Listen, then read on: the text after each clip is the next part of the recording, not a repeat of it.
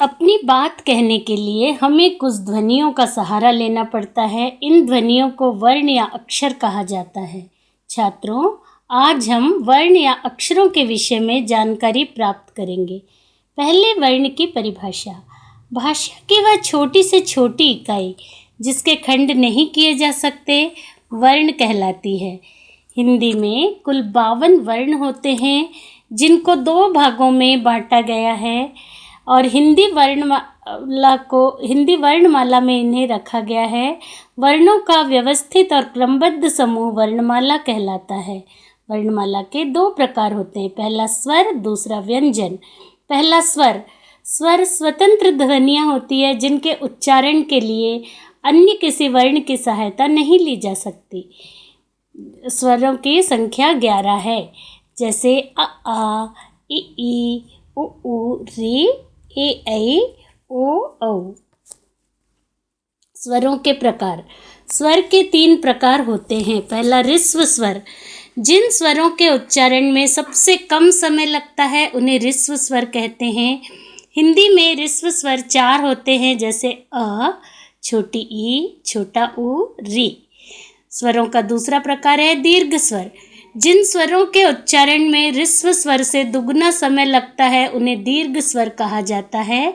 दीर्घ स्वर होते हैं आ, बड़ी ई, बड़ा ऊ, ए, ऐ, ओ, औ। तीसरा स्वर प्रकार है प्लुत स्वर। प्लुत स्वर में ह्रस्व स्वर से तिगुना समय लगता है इसके उच्चारण में। प्लुत स्वर को पुकारने के लिए भी प्रयोग किया जाता है, जैसे ओम, रदिया आदि। स्वरों की मात्राएं। स्वरों का उच्चारण वैसे तो स्वतंत्र रूप से किया जाता है, किंतु जब इनका उच्चारण व्यंजनों के साथ किया जाता है तब इनका रूप बदल जाता है, तब इन्हें मात्रा कहते हैं। ऐसी स्थिति में स्वरों की केवल मात्रा लगती है, जैसे क, धन आ, का। इस तरह से स्वरों का प्रयोग व्यंजनों के साथ किया जाता है।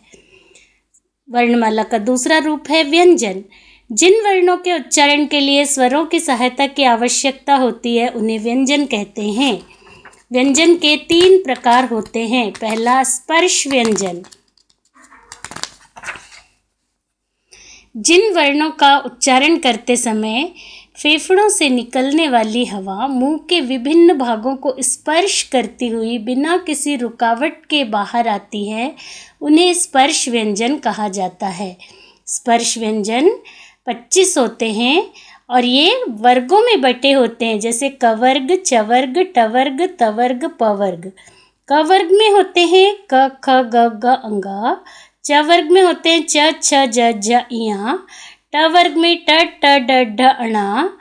तवर्ग में त, थ, द, ध, न और पवर्ग में प, फ, ब, भ, म। इसके अतिरिक्त ड़ एवं अढ़ा को भी स्पर्श व्यंजन में शामिल किया गया है। व्यंजन का दूसरा प्रकार है अंतःस्थ व्यंजन। अंतःस्थ व्यंजन वे होते हैं जिनका उच्चारण करते समय जिह्वा मुंह के किसी भी भाग को पूरी तरह स्पर्श नहीं करती है। ये व्यंजन है य, र, ल, व। व्यंजनों का तीसरा प्रकार है ऊष्म व्यंजन।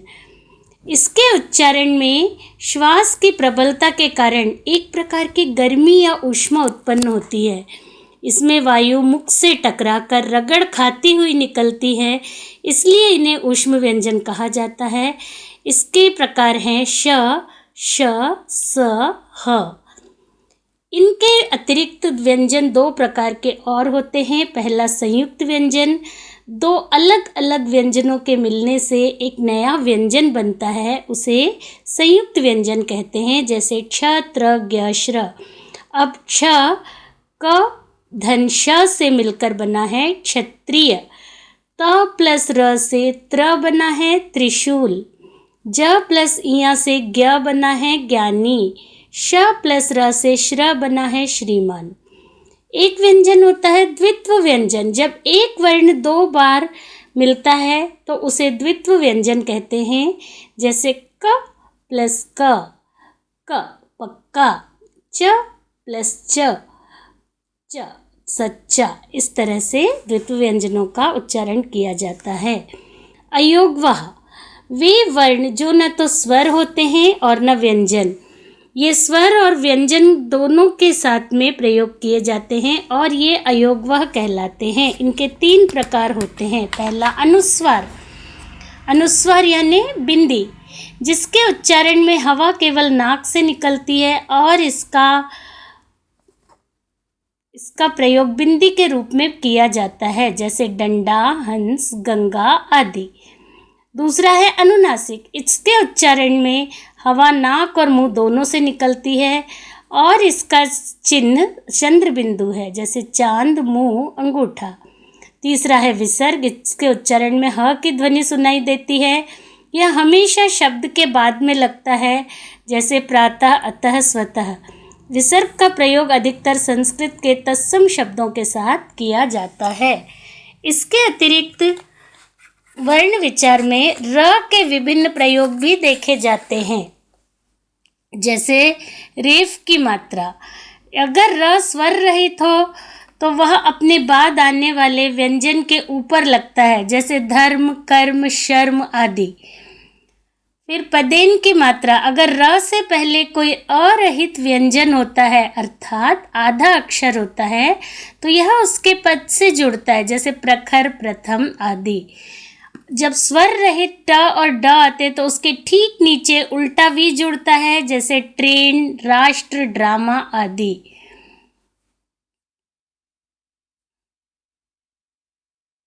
इस तरह से र के अलग अलग प्रयोग लगाए जाते हैं।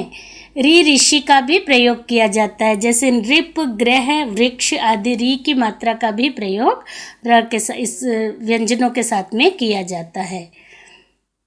तो बच्चों, वर्ण विचार आपका समाप्त हुआ।